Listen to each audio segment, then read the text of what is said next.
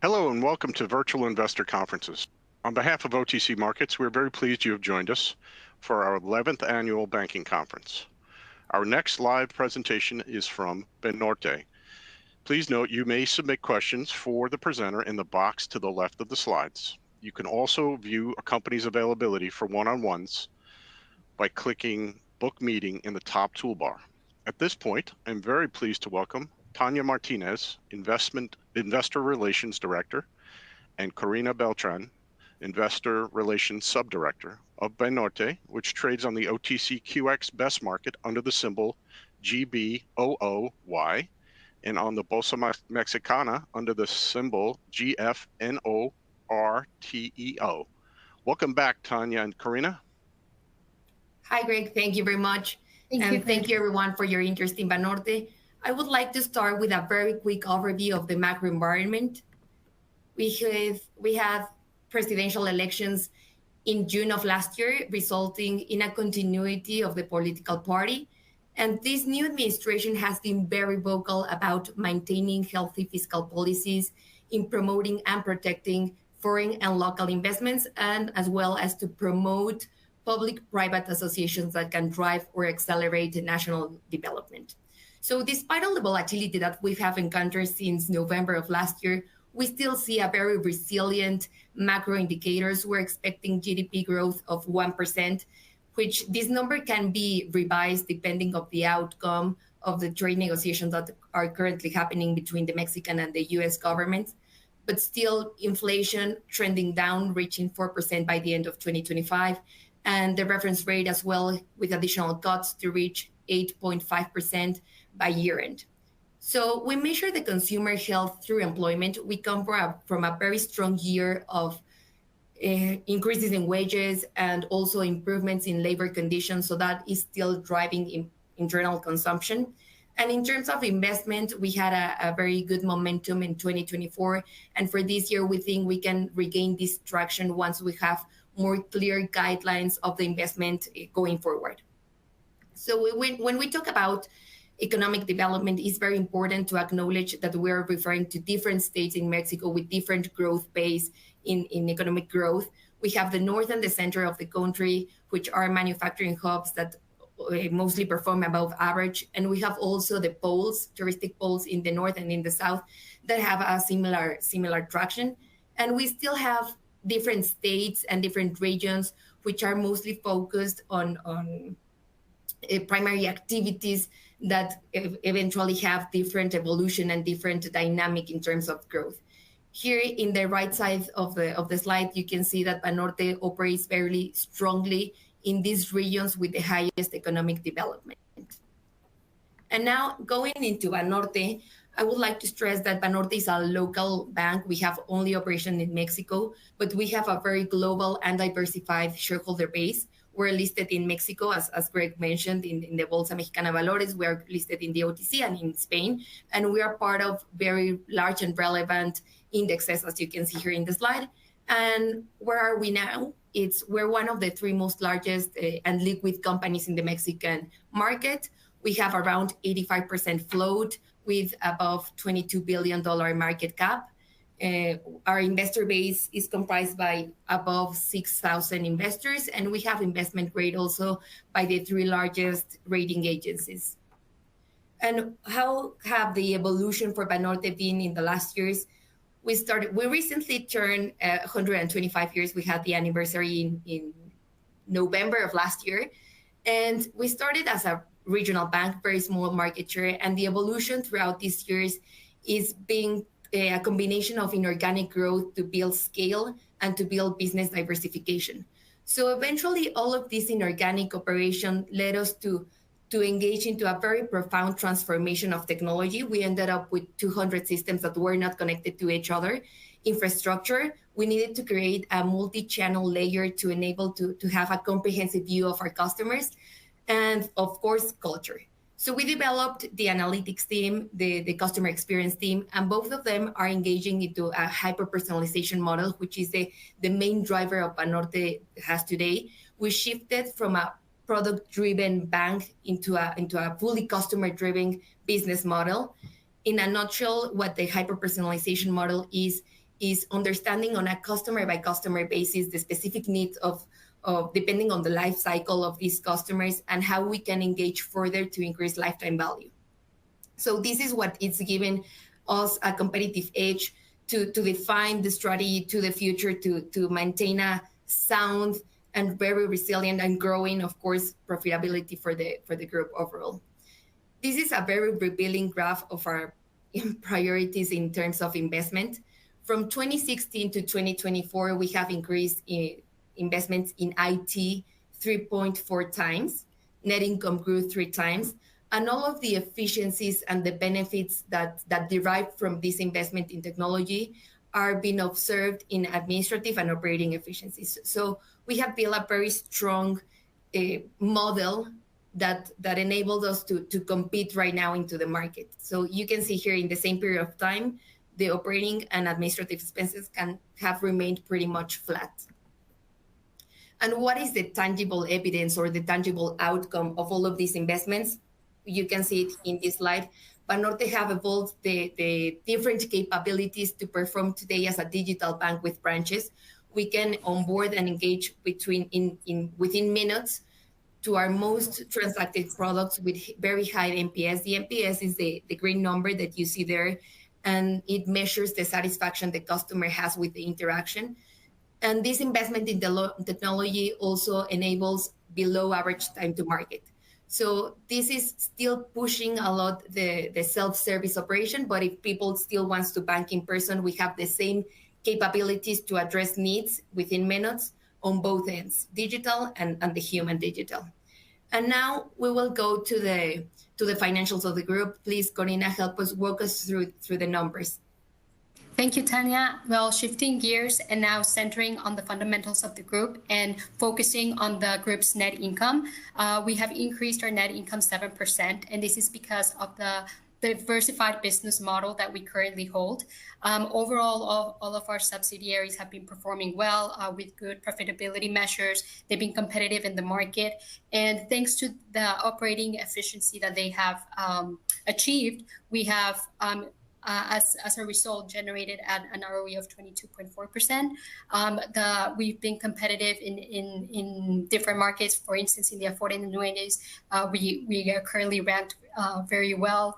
Insurance as well. So the combination of these subsidiaries have really allowed us to generate the net income that we have today.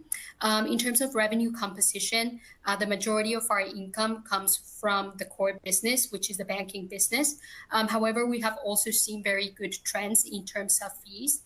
And this is because we have seen greater transactionality in the market, especially given the omni-channel approach that we have, as Tania explained earlier. And in addition, we're also the second largest franchise in Mexico in terms of loans. This fills us with great pride, taking into consideration that we're the 100% bank that is ranked among the top largest franchises in Mexico, especially considering that most of our competitors are headquartered elsewhere, are headquartered internationally. So that's a great achievement that we see, and we currently hold a 50% market share in terms of loans. Going to the following slide, as you can see here, we can see at the evolution that we've had in terms of deposits and the loan portfolio. In terms of bank deposits, in these last 6 years, we have shifted our mix, where we have increased our demand deposit and slowly narrowed a little bit our time deposits. In terms of the loan portfolio, we have also changed the loan portfolio structure. For instance, 6 years ago, we were a bank that focused a little bit more on the government segment. However, we have diversified and we have changed our mix, and now we have increased our consumer loan portfolio, commercial, corporate, and even mortgage. And well, the combination of the bank deposits and the loan structure has allowed us to shield the balance sheet better. Moving on to this next slide, we can see the performance of the loan portfolio. As you can see, we have increased our loan portfolio for 14% year over year. Below this graph, you can see the performance that we have had in the different segments. It's worth mentioning that we've had a very good performance in consumer. especially not only because of the resiliency of the macroeconomic indicators and the demand that we've seen in the Mexican economy, but also because of the hyper-personalization efforts that Tanya just mentioned. We are a customer-centric bank. We don't compete by product, but rather take a look at our customers' profile, and based on their risk profile, we offer them the best possible product with the best rate that can fit their profile. In addition, the commercial and the corporate loan book has also been performing really well. And this is because of the working capital demand that we have seen in the market. So overall, we've had a good performance in terms of loans. If we go to the next slide, we can see our asset quality metrics. Our NPL ratios are currently the lowest in the market. We actually hold the #1 place there. We have very good asset quality. And the reason of this is because we constantly try to improve and better our origination and our risk models. So that's one of the reasons why we have such good quality metrics.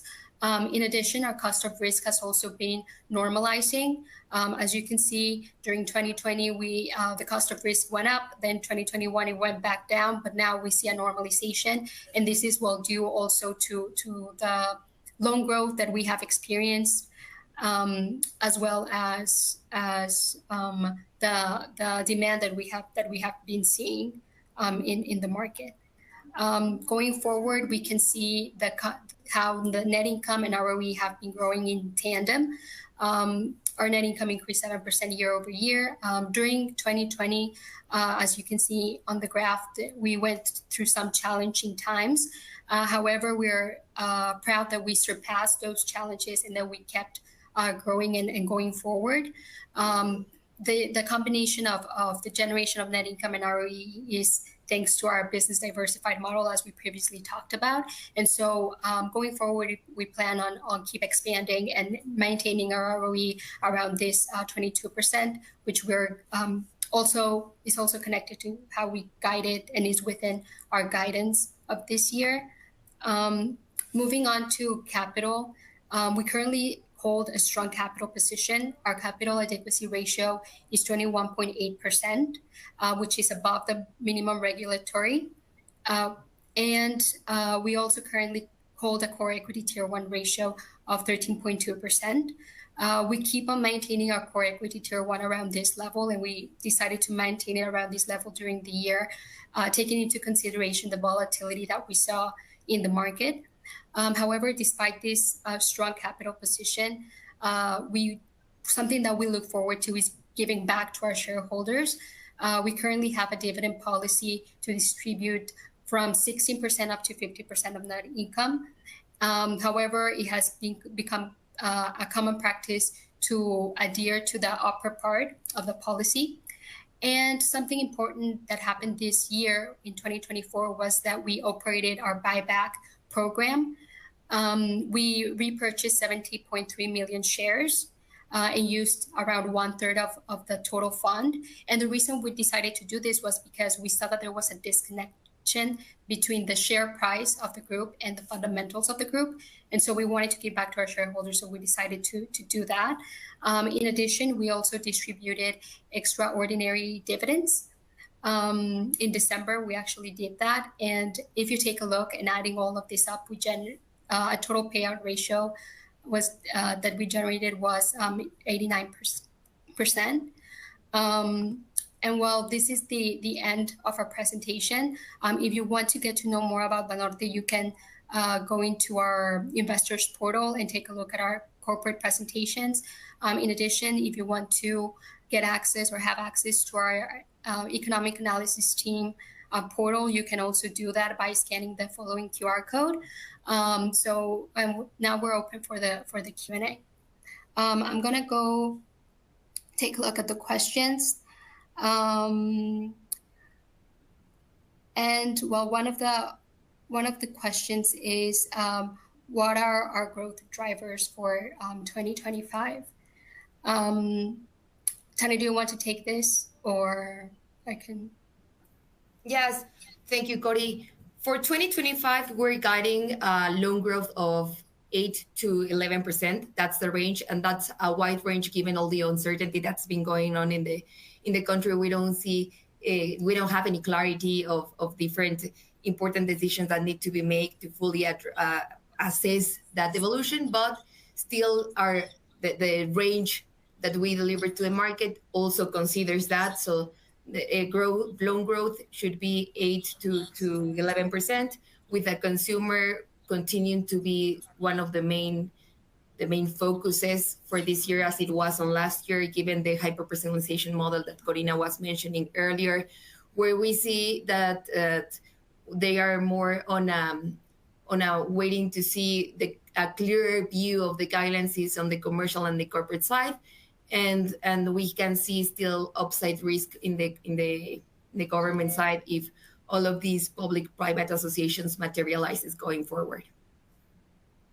Perfect. Another question is if we are investing in AI, and how will the use of AI enhance our business? We are currently using AI. I think one of the major, as we mentioned, we have invested a lot in technology, and there's a particular character that's called Maya, that helps us, or helps not only clients but also people that work within the company to answer questions and be, for instance, if you're a client, be more familiarized with how the app works, or where can I find this, and Maya would immediately tell you what where to find it, or what to do. And so we have been investing in AI. Tanya, I don't know if you want to compliment me, but we've been incorporating all of these technologies into the bank to make it more efficient, and also make our operations better overall. That's just one of the examples. But yeah, we have used and invested in AI to enhance our business. Another question.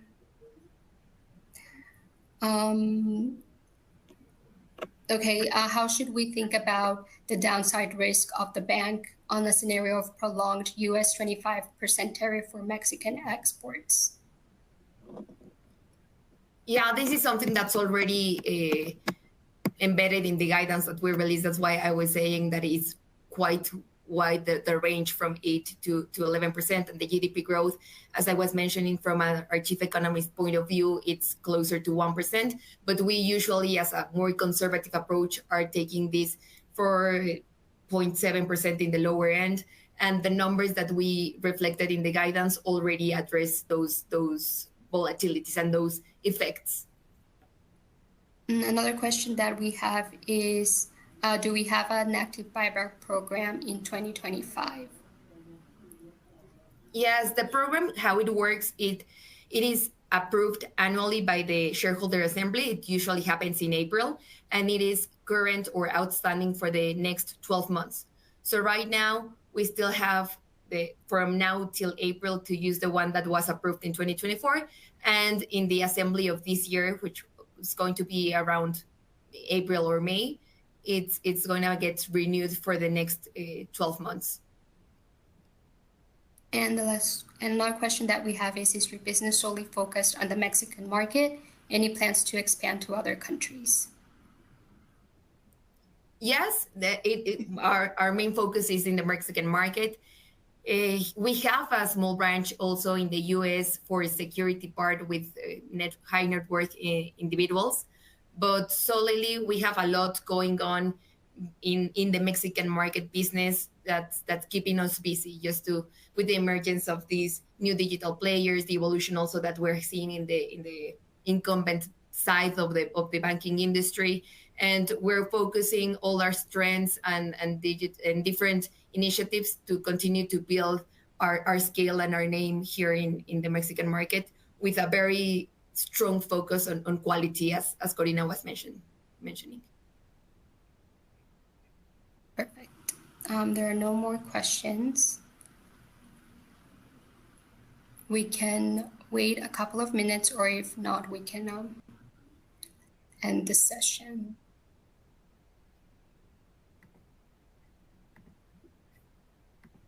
Okay, then